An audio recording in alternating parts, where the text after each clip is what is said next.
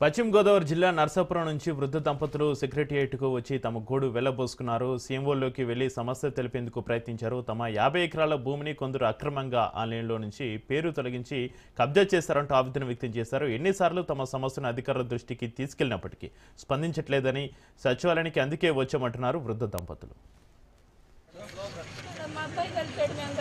ఏంటి భూమి సమస్య అంటే ఏంటి? ఎవరైనా మీ భూమిని కబ్జా చేస్తారా ఏంటి? అసలు మా పేరు మీద వచ్చిన ఆన్లైన్ తీసేసి వాళ్ళు అమ్మేసుకున్నారు. చాలా సార్లు పెట్టాను. జగన్ ఉన్నప్పుడు కూడా బయటికి పంపించాను. ఎన్ని ఎకరాలు మొత్తం 50 ఎకరాల వరకు అమ్మారు. మా ఉన్న 5 ఎకరాలు ఉంటే 5 అందరినీ కలిసాను. అందరూ వాళ్ళ మాట మాట్లాడుతున్నారు. ఇక్కడ ఇవాళ ఇప్పుడు అసలు ఇక్కడ సచివాలయంలో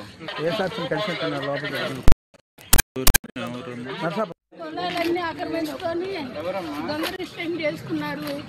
ఎంఆర్ఓ గారు, కలెక్టర్ గారు వాళ్ళ మాట. పశ్చిమ గోదావరి జిల్లా నర్సాపురం నుంచి వృద్ధ దంపతులు సెక్రటేరియట్కు వచ్చి తమ గోడు వెళ్లబోసుకుంటున్నారు. ఇక వృద్ధ దంపతుల ఆవేదన సంబంధించి మరింత సమాచారాన్ని మా ప్రతినిధి సంతోష్ ఫోన్లైన్ అందిస్తారు.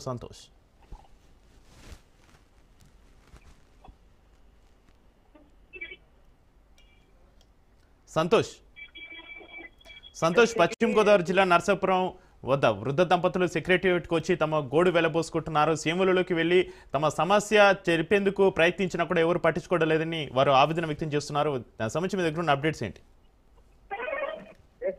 ఏపీ రాష్ట్ర సచివాలయానికి అయితే కనుక నర్సాపురం నుంచి ఒక వృద్ధ దంపతులు రావడం కూడా జరుగుతూ ఉంది. ఏదైతే గత కొన్ని సంవత్సరాల నుంచి వారి యొక్క సమస్యను అయితే అధికారుల దృష్టి కార్యాలయాల చుట్టూ అయితే కనుక తిరుగుతున్నప్పటికీ ఎటువంటి పరిష్కారం అయితే కనుక అధికారులు చూపించట్లేదు అంటూ కూడా రాష్ట్ర సచివాలయంలో అయితే కనుక ఈ రోజు సీఎం ని కలుస్తాము అంటూ కూడా ఒక వృద్ధ దంపతులు వెళ్ళడానికి ప్రయత్నించినప్పటికీ అక్కడ ఉన్నటువంటి సెక్యూరిటీ అధికారులు మాత్రం ఆ వృద్ధ దంపతులను అయితే కనుక నిర్వేదన తిరుగుతా ఉంది. దీంతో అక్కడ ఆవేదన చెందినటువంటి ఒక వృద్ధ దంపతులు అక్కడ ఉన్నటువంటి బారికేడ్ కి అయితే కనుక ఆ యొక్క తలను కొట్టుకోవడం కూడా జరుగుతూ ఉంది. అయితే వెంటనే అక్కడ సెక్యూరిటీ అధికారులు స్పందించి వెంటనే అక్కడ రెండో భవనానికి అయితే కనుక తీసుకెళ్లడం కూడా జరుగుతూ ఉంది. ఏదైతే 50 ఎకరాలను అయితే కనుక కొంతమంది తమ ఏదైతే బంధువులే కబ్జాకు గురి చేశారు. అంతేకాకుండా అక్కడ ఏదైతే ఆన్లైన్ లో ఉన్నటువంటి వారి పేరుతో ఉన్నటువంటి ఎకరా భూములను అయితే కనుక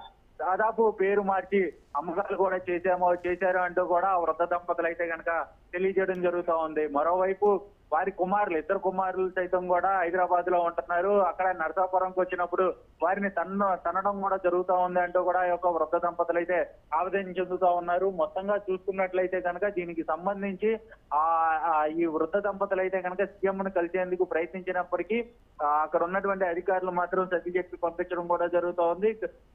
గత కొన్ని సంవత్సరాల నుంచి కూడా ఇటు కార్యాలయాల చుట్టూ కావచ్చు, అదేవిధంగా ఇటు అధికారుల దృష్టికి, అదేవిధంగా ఎమ్మెల్యేల మంత్రులు స్థానికంగా ఉన్నటువంటి ఎమ్మెల్యేల దృష్టికి కూడా తీసుకెళ్తున్నప్పటికీ కూడా వారి యొక్క సమస్యను అయితే కనుక పట్టించుకోలేని పరిస్థితులు అయితే కనుక ఉన్నారంట ఒక వృద్ధ దంపతులు చెప్తున్నటువంటి పరిస్థితులు. ఏదేమైనప్పటికీ ఉదయం నుంచి సాయంత్రం వరకు రాష్ట్ర సచివాలయం వద్ద అయితే కనుక వేచి చూస్తున్నప్పటికీ ఎట్టకేలకి సాయంత్రానికి ఆవేదన చెందినటువంటి ఆ వృద్ధ దంపతులు అక్కడ ఉన్నటువంటి బారిగేడికి అయితే తలం కొట్టుకోవడం జరుగుతూ ఉంది. ఏదేమైనప్పటికీ ఒకటావుటిని అయితే అక్కడ సెక్యూరిటీ అధికారులు వెంటనే స్పందించి పంపించడం జరిగింది.